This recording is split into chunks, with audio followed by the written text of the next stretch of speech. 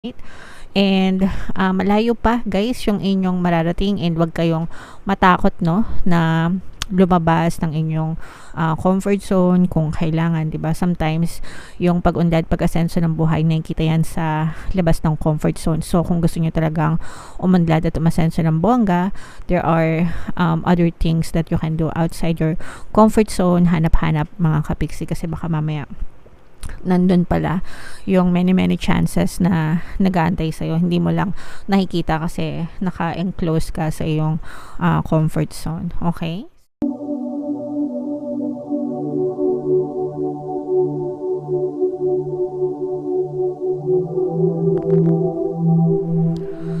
Hello guys, hello Leo. Welcome back to Pinoy Pixie Tarot. Ang pamagat ng episode natin for tonight is OOTM, Oracle of the Month, para ngayong November. Para sa Leo, Sun, Moon, Rising Sign, and Venus. General reading lang mga kapiksi, pwede mag-resonate, pwedeng hindi. Meron tayong tatlong set ng decks dito guys. Ito yung para sa spiritual messages nyo, ito yung para sa life messages, and then ito naman yung para sa love life. Unahin natin yung spiritual message guys.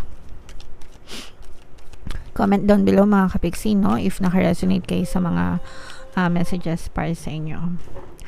I find a deeper meaning. Okay, sorry.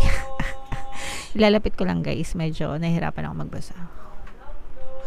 I find a deeper meaning and personal growth amid the discomfort. So ito guys, ibig sabihin nito, kahit na negative yung nangyayari sa inyong circumstance, which is discomfort, no, I find a deeper meaning and personal growth. So merong niyang lesson na matututunan kayo dahil din sa mga pagsubok, challenges sa buhay natin.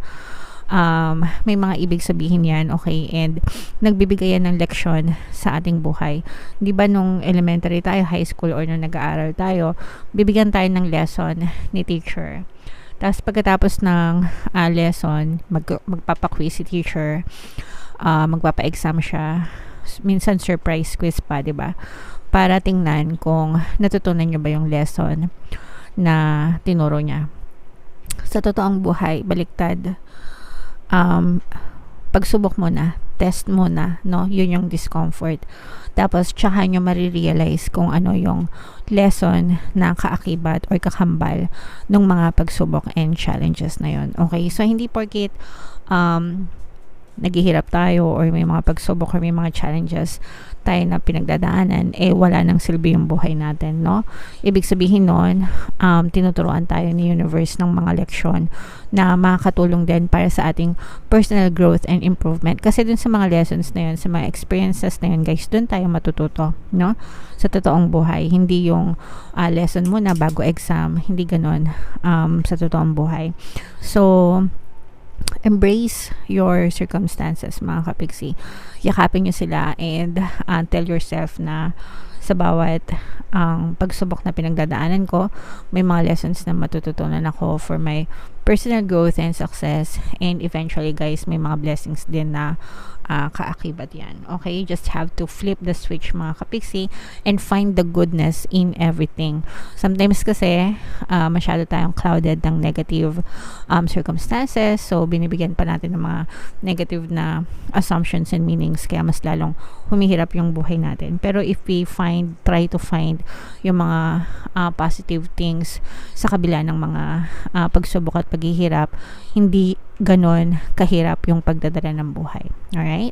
So, comment down below guys if naintindihan nyo yan. Napakaganda ng message na yan for you. To tell you honestly, gustong-gusto ko nagbabasa ng oracle reading, no? Because may mga deeper meanings talaga siya na sana nakakatulong sa inyo. Anyway, dito naman tayo sa live messages guys. Shuffle natin to, bubuno tayo ng dalawa. Habang sinashuffle ko to, panoorin nyo muna tong video natin regarding sa ating paano mag-manifest ng abundance video course. Kapiksi, sawa ka na ba sa mga struggles at hirap sa buhay mo? Masipag ka ba at masikap sa buhay ngunit hindi ka pa rin umaasenso? Ilang beses ka na bang nag-attempt magnegosyo at mag-invest pero palagi ka pa rin nalulugi? Sa pagkakataon na ito ay maaaring may subconscious beliefs ka na nagiging balakid sa iyong pag-unlad at pagyaman. Introducing, paano mag-manifest ng abundance video course. Dito ay matututunan mong ma-overcome ang mga balakid mo para tuluyan ka ng umunlad, umasenso, sumagana, maging matagumpay, successful at maswerte sa iyong kabuhayan, pera, trabaho, negosyo, salapi at kaperahan ng bonggang-bongga. Dali, mag-send na ng email sa pinoypixie@gmail.com at simulan na ang iyong pagyaman ngayon. Alright, so gusto mo bang yumaman, Kapiksi? Kung gusto mong yumaman, umunlad at umasenso ng bonggang-bongga, mag-avail ka na ng course kasi sobrang ganda talaga niyan. And good news guys, may sale tayo until October 31. Magbibigay ako ng 10% discount sa lahat na mag-avail ng course guys. So mag-avail na kayo habang may sale tayo. So ito yung mga live messages para sa inyo guys. To be fair, ibig sabihin nito guys, huwag tayo maging judgmental. Don't be a judger, no? Huwag tayong manghusga ng ibang tao kung hindi pa natin naririnig yung both sides of the story. Sometimes kasi, especially guys, no, sa social media, pansin ko lang, no, kahit hindi sa social media, kahit sa mga normal na circumstances lang, people tend to judge based dun sa story na naririnig lang nila without hearing yung other side ng story. Mga Kapiksi, huwag tayong ganun. Dapat bago natin husgahan or wala tayong karapatang manghusga actually, no? Kasi kanya-kanyang buhay meron tayo, 'di ba? So, but yeah, ibig sabihin lang nito guys, matuto tayong pumagitna.